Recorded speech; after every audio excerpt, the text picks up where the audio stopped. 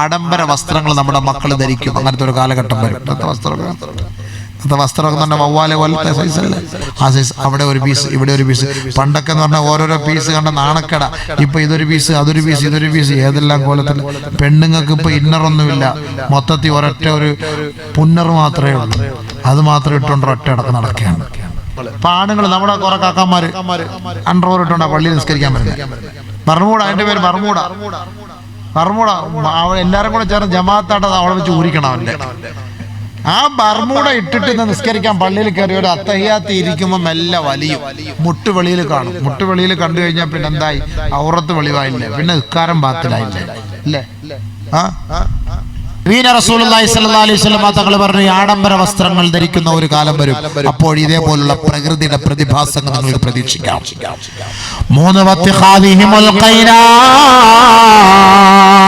Music അധികരിക്കും. Music വീടുകൾ മൊത്തം home തിയേറ്ററായി മാറും. വീടുകളുടെ ഓരോ മുറിയും ഹോം തിയേറ്ററായി മാറും. ശരിയല്ലേ? സ്റ്റഡി ടൂറാണ്, പഠിക്കാൻ വേണ്ടിയുള്ള ടൂറാണ് ഇത്. ഇവിടെ നീ ബസ്സിനകത്ത് കയറി ഇരുന്ന് ഇടുക്കി എത്തുമ്പോൾ മൂന്നാർ എത്തുമ്പോഴത്തേക്ക് എല്ലാം ഏകദേശമൊക്കെ പഠിച്ചു കഴിയും. എല്ലാ തിയറിയും കഴിയും, പ്രാക്ടീസും കഴിയും. തിരിച്ചു വരുമ്പോഴേക്ക് അവക്ക് ഇവിടെ ഇടുപ്പിന് വേദന, അവിടെ വേദന. ഇതൊക്കെ കൊണ്ട് പിന്നെ വാപ്പായും ഉമ്മ ഇവളെയും പൊക്കിക്കൊണ്ട് ആശുപത്രിയിൽ പോകേണ്ട ഒരു അവസ്ഥയിലേക്ക്. എന്തിനാ ഇതിന് പോകുന്നത്? കറങ്ങാൻ പോകണം, വേണ്ടെന്ന് പറയുന്നില്ല. നമ്മുടെ മക്കളെയും കൊണ്ട് വാപ്പയും ഉമ്മയും സ്വന്തമായി, നിങ്ങളുടെ കുടുംബക്കാരുമായി നിങ്ങൾ സ്വന്തമായി ഈ മക്കളെ കൊണ്ടുപോയി അള്ളാഹുവിന്റെ ദൃഷ്ടാന്തങ്ങളെല്ലാം നിങ്ങൾ കാണിക്കണം. അതല്ലാതെ നിങ്ങൾ വീട്ടിലുള്ള അടച്ചിടണം, തളച്ചിടണം എന്ന് ഒരിക്കലും പറയുന്നില്ല. ഹലാലായ അനുവദനീയമായ വിനോദത്തിനാണ്, ഹറാമായ വിനോദങ്ങൾക്കല്ല. അത് നമ്മൾ മനസ്സിലാക്കണം. സ്വന്തം ഭർത്താവ് കൊണ്ടുപോകട്ടെ ഭാര്യയെ, സ്വന്തം ആങ്ങളെ പെങ്ങളെ കൊണ്ടുപോകട്ടെ, മാതാപിതാക്കൾ തന്റെ മക്കളെ കൊണ്ടുപോകട്ടെ. അന്യ സ്ത്രീ പുരുഷന്മാരോടൊപ്പം വാഹനങ്ങളിലൂടെ എക്സ്കർഷൻ എന്ന പേരിൽ, സ്റ്റഡി ടൂർ എന്ന പേരിൽ നമ്മൾ ടൂറിസ്റ്റ് ബസ്സിലൂടെ യാത്ര ചെയ്തു പോകുമ്പോൾ അതിന്റെ ഭവിഷ്യത്ത്, ആ മക്കൾ അനുഭവിക്കുന്ന തെറ്റുകുറ്റങ്ങളുടെ പൂർണ്ണ ഉത്തരവാദിത്വം ഈ മാതാപിതാക്കളായിരിക്കും ഏറ്റെടുക്കേണ്ടത്. അള്ളാഹു കാത്തുരക്ഷിക്കട്ടെ.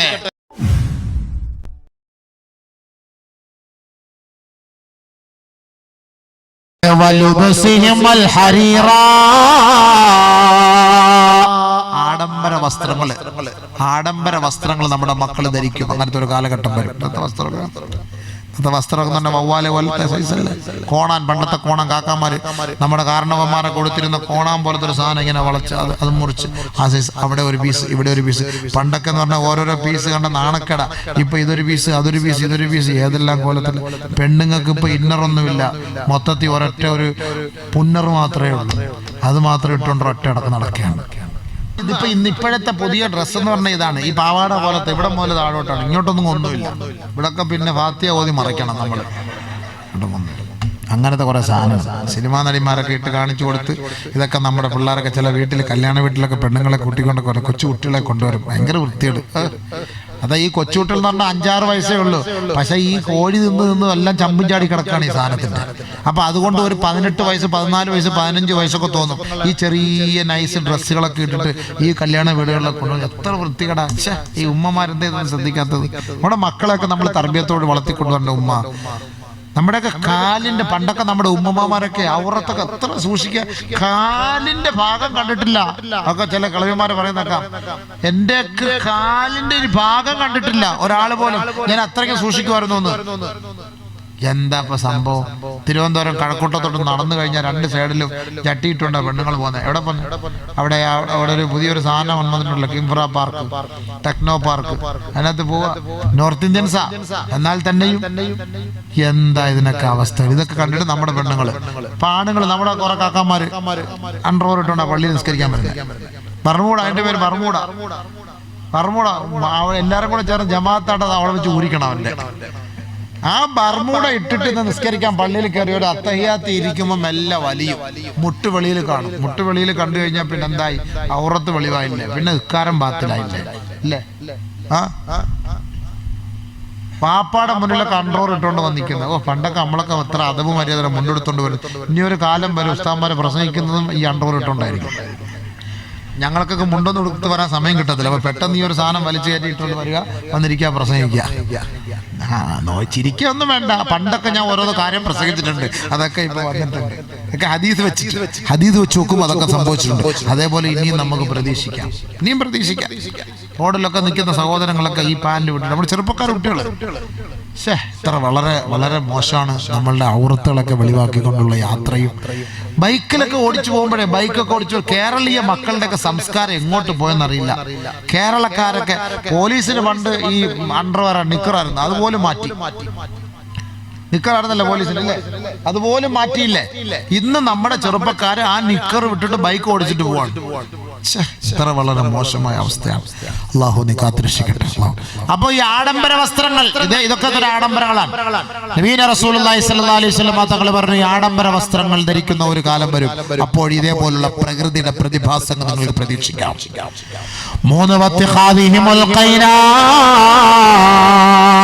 മ്യൂസിക് അധികരിക്കും. മ്യൂസിക് വീടുകൾ മൊത്തം ഹോം തിയേറ്ററായി മാറും. വീടുകളുടെ ഓരോ മുറിയും ഹോം തിയേറ്ററായി മാറും. ശരിയല്ലേ? മസ്ജിദിനകത്ത് ഹോം തിയേറ്റർ, മസ്ജിദിനകത്ത് മ്യൂസിക്. ശരിയല്ലേ? നിസ്കരിച്ചുകൊണ്ടിരിക്കുമ്പോഴായിരിക്കുമല്ലോ മ്യൂസിക് അടിക്കുന്നത്. നിസ്കരിച്ചുകൊണ്ടിരിക്കുമ്പോൾ മ്യൂസിക് അടിക്കുന്നു. ഓട്ടോറിക്ഷയിൽ കയറിയാലും മ്യൂസിക്. ആ ഓട്ടോറിക്ഷക്കകത്ത് പോകുന്ന ബെൻസിൽ പോകുന്നതിന്റെ പവറാ. എന്നിട്ട് ഒരു ഗർഭിണി പെണ്ണിനെ കൊണ്ടുപോയാൽ അങ്ങത്ത് കല്ലമ്പലെത്തുന്നതിന് മുമ്പ് ഫ്രീ ആയിട്ട് പ്രസവിച്ച് കിട്ടും. 2 കുഴിയിൽ ചാടി 2 ഇടുക്കൂടെ അടിച്ചാൽ മതി. ജിമിക്ക് 2 ജിമിക്ക് കേട്ട അവളുടെ ജിമിക്കൊക്കെ പൊട്ടിത്തെറിച്ച് താഴെ വീഴുന്നതാണ്. അപ്പോഴേ സംഭവം തീരും. ഇവിടുന്ന് അവിടെ എത്തിയാൽ മതി. ആ കോലത്തിലാണ് പോകുന്നത്. ഓട്ടോറിക്ഷയ്ക്കകത്ത് മൊത്തം അടിച്ച് ഫയർ ചെയ്ത്. കാറിലൊക്കെ അങ്ങോട്ട് പോകുന്ന കണ്ടു കഴിഞ്ഞാൽ ചില കാറുകളൊക്കെ ഹാൻഡ് ബ്രേക്ക് ഇട്ടിട്ട് ഇങ്ങനെ ആക്സിലേറ്റ് കൊടുക്കും, അറബികളെ പോലെ. അപ്പൊ അത് കുലുങ്ങും. അതിനനുസരിച്ച് റോഡിലൂടെ കുട്ടികൾ എക്സ്കർഷനൊക്കെ പോകുന്നില്ല, സ്കൂളിലൊക്കെ കുട്ടികളെ കൊണ്ടുപോകുന്നില്ല, സ്കൂളിൽ ടൂറിസ്റ്റ് ബസ്സിൽ കയറി അങ്ങോട്ട് നിൽക്കുക, ചാട്ടം. ബസ് കടന്ന് കുലുങ്ങുന്ന ഡ്രൈവർ പ്രാപിക്കൊണ്ടിരിക്കുന്ന ഇവന്മാരെയും കൊണ്ട് ഭൂമി താടായിരുന്നു. ആക്സിലൊക്കെ ഒടിഞ്ഞു പോകൂലേ? എന്താ കുലുങ്ങുന്ന ബസ്. നമ്മളപ്പോ വണ്ടി സൈഡ് ഇറച്ചി നോക്കുമ്പോണ്ട് താത്താമാരും ഉണ്ട്. അതാ രസം. അതല്ലോ സഹിക്ക വയ്യാത്തത്, അൺസഹിക്കബിളായ ഒരു കാര്യം അതാണ്. കോളേജിൽ നിന്ന് പഠിപ്പിക്കാൻ വേണ്ടി വിടുന്നു എക്സ്കർഷൻ എന്നൊക്കെ പറഞ്ഞിട്ട് സ്റ്റഡി ടൂർ. ഒടുക്കാത്ത ടൂർ തന്നെ. സ്റ്റഡി ടൂറാണ്, പഠിക്കാൻ വേണ്ടിയുള്ള ടൂറാണ്.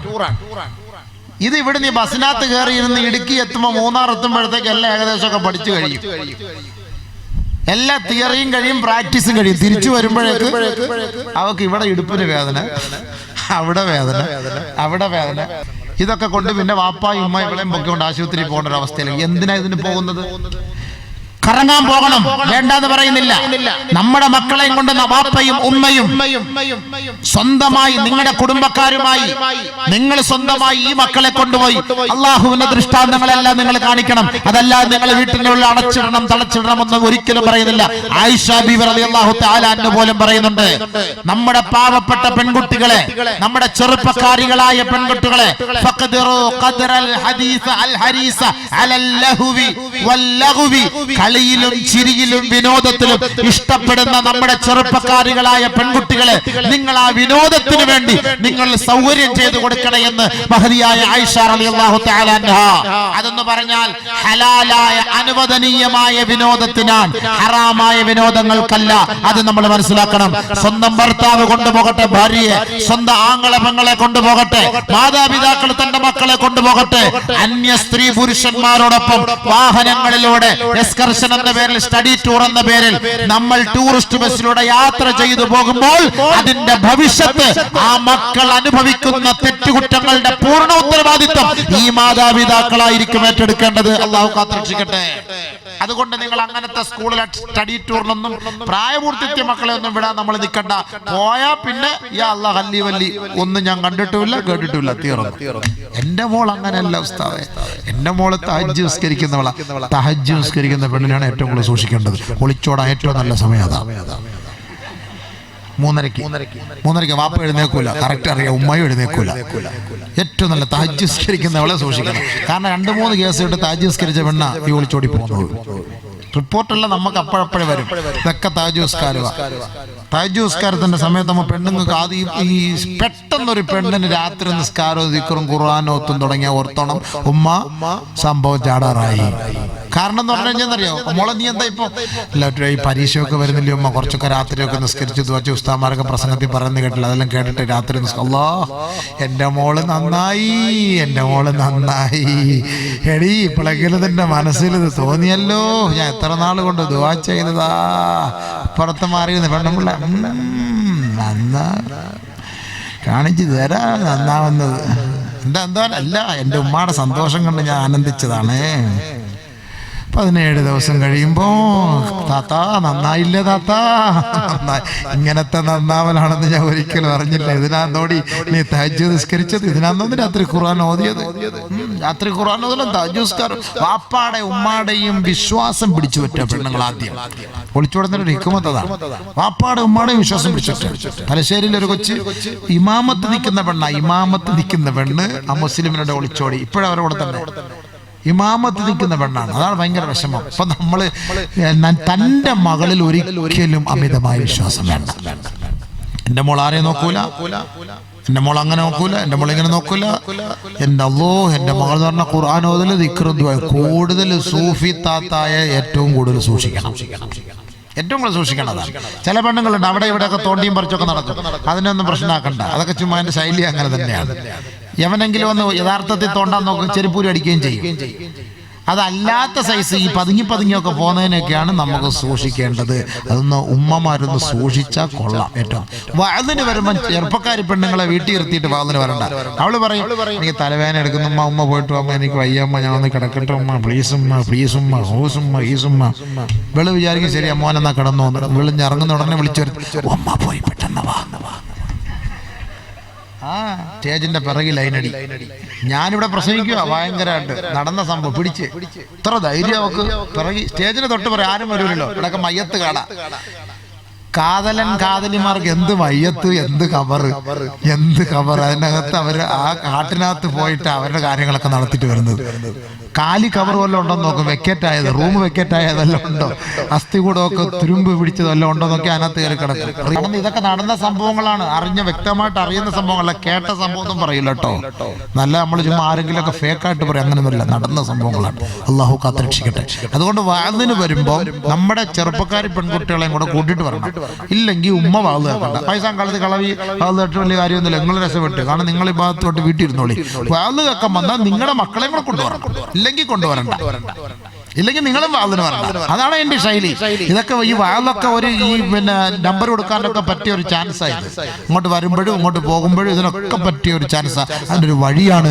അതുകൊണ്ട് എപ്പോൾ വാതിന് വന്നാലും നമ്മുടെ ചെറുപ്പക്കാരി പെൺകുട്ടികളെ കൂടി നമ്മൾ കൊണ്ടുവരണം. വീട്ടിൽ ഇരുത്തിയിട്ട് വരരുത്. ഇനി വയറുവേദനയാണ്, തലവേദനയാണ്, പഠിക്കാനുണ്ടെന്ന് പറഞ്ഞാൽ ഉമ്മയും കൂടെ അവൾക്ക് കാവലിരുന്നോ, അതാണ് നല്ലത്. അപ്പൊ അവൾ യാസീനോ തുടങ്ങും. എന്തിന്? ഉമ്മ പോകാൻ തുടങ്ങും. അതാണ് അതിന്റെ ശൈലി. നടക്കുന്ന സംഭവങ്ങളാണ് ഞാൻ നിങ്ങളുടെ മുന്നിൽ പറഞ്ഞു തരുന്നത്. എന്തിനാണ്? നമ്മുടെ മക്കളുടെ സംരക്ഷണത്തിന് വേണ്ടിയിട്ടാണ്. വേണമെങ്കിൽ സ്വീകരിക്കാം. ഞങ്ങൾക്ക് ഇതൊക്കെ പറയാനേ പറ്റുള്ളൂ. ഇതൊക്കെ ദിവസം തോറും കണ്ട് അനുഭവിക്കുന്നത് കൊണ്ട് ആ വിഷമം സഹിക്കവയ്യാതെ നിങ്ങളുടെ മുന്നിൽ പറയാൻ, അല്ല മറ്റൊന്നുമല്ല. സഹിക്കവയ്യാതെ നമ്മൾ പറയാൻ അനുഭവമാണ്. പ്രഭാഷകന്മാരുടെ നേർക്ക് ഒരുപാട് പേര് ഇങ്ങനെ ഇത് റിസൾട്ടുകളും ഈ റിപ്പോർട്ടുകളൊക്കെ അയച്ചു തരും. ഉസ്താദ് ഇതൊക്കെ ഒന്ന് പറയണേ. അതുകൊണ്ട് വേദനയോടുകൂടി പറയുകയാണ്. അല്ലാതെ ഈ നാട്ടിലുള്ള പെണ്ണുങ്ങൾ അങ്ങനെയാണെന്നല്ല ഞാൻ പറഞ്ഞതിന്റെ അർത്ഥം. പക്ഷെ സംഭവിക്കാം. നമ്മുടെ മക്കളെ അമിതമായി നമ്മൾ എന്ത് ചെയ്യാൻ പാടില്ല? വിശ്വസിക്കാൻ പാടില്ല. അപ്പൊ അതുകൊണ്ട് ഞാൻ പറഞ്ഞു വന്നത്, ഈ പ്രതിഭാസങ്ങൾ ഉണ്ടാകാനുള്ള മൂന്നാമത്തെ കാരണം ഈ മ്യൂസിക്, പാട്ട് കേൾക്കൽ കുറച്ച് കുറയ്ക്കണം. കുറച്ചു വരണം. അത് കേൾക്കരുത്. അത് കൂടുതൽ ആ മ്യൂസിക്കുമായി ലയിച്ചു പോയാൽ ഖുർആനോ ഹദീസോ കേൾക്കാൻ നമ്മുടെ മനസ്സ് അനുവദിക്കുകയില്ല. ഓരോ സഹോദരങ്ങളോട് സഹോദരിമാരോട് എല്ലാ പടച്ച നിർമ്മാതാവ് തന്നെ പരമസത്യം പറഞ്ഞു കൊടുത്ത ഒരേ ഒരു പ്രൊഡക്റ്റേ ഉള്ളൂ. അത് ഈ ദുനിയാവാ. അല്ലാഹു തന്നെ പറയാ, വമൽ ഹയാത്തു ദുനിയാ ഇല്ലാ മതാഉൽ ഗുറൂർ. ഈ ദുനിയാവിനോടുള്ള അമിതമാകുന്ന ഭ്രമം എന്റെ മനസ്സിൽ വന്നിട്ടില്ല. എന്റെ സമ്പത്ത് നഷ്ടപ്പെട്ടു എന്ന് കേട്ടപ്പോ എന്റെ മനസ്സിലൊരു കുലുക്കവും ഉണ്ടായിട്ടില്ല. അല്ല എന്ന ചിന്തയല്ലാതെ മറ്റൊന്നും മനസ്സിലില്ല. എന്റെ മനസ്സിനെ ചെതറാതെ പതറാതെ പിടിച്ചു നിർത്തിയ അല്ലാ, നിനക്കാണ് സർവസ്തുതിയും. അല്ലാ സ്വലാത്തു വസ്സലാം രോഗം കൊണ്ട് കട്ടപ്പെട്ടപ്പോ അല്ലാഹു പറയാ അയ്യൂബിന്റെ രോഗത്തിന് ഞാൻ ശിഫ കൊടുത്തത് മൾട്ടി സൂപ്പർ സ്പെഷ്യാലിറ്റി ഹോസ്പിറ്റലിലല്ല, നിപുണനായ ഡോക്ടറിന്റെ മുമ്പിലല്ല, പാറക്കെട്ടുകൾക്കുള്ളിൽ നിന്ന് ജലസരിത്തുകളെ നിർഗളിപ്പിച്ചിട്ട് ഞാൻ പറഞ്ഞു അയ്യൂബേ പച്ചവെള്ളത്തിൽ കാല് മുക്കിക്കോ അയ്യൂബേ. അമ്മമാർക്കാണ് പരാതി, എത്രയോ സഹോദരങ്ങൾക്കാണ് പരാതി. ഉസ്താദേ എന്റെ മെഡിക്കൽ ശരിയാകുന്നില്ല ഉസ്താദേ, എന്റെ വിസ റെഡിയാകുന്നില്ല ഉസ്താദേ, എന്റെ ജോലി പറക്കത്തില്ല ഉസ്താദേ, പ്രശ്നങ്ങളാണ്, പ്രയാസങ്ങളാ, വീട്ടിൽ ബുദ്ധിമുട്ടാണ്, കടം കൊണ്ട് വലഞ്ഞിരിക്കുകയാണ്. ഹബീബായ റസൂലുള്ളാഹി സ്വല്ലല്ലാഹു അലൈഹി വസല്ലമ തങ്ങളുടെ സുന്നത്ത് ജീവിതത്തിലേക്ക് കൊണ്ടുവരണേ. ആ പ്രവാചകൻ പഠിപ്പിക്കുന്ന മനുഷ്യ നീ സുബഹിയുടെ സുന്നത്ത് നിസ്കരിക്കണേ.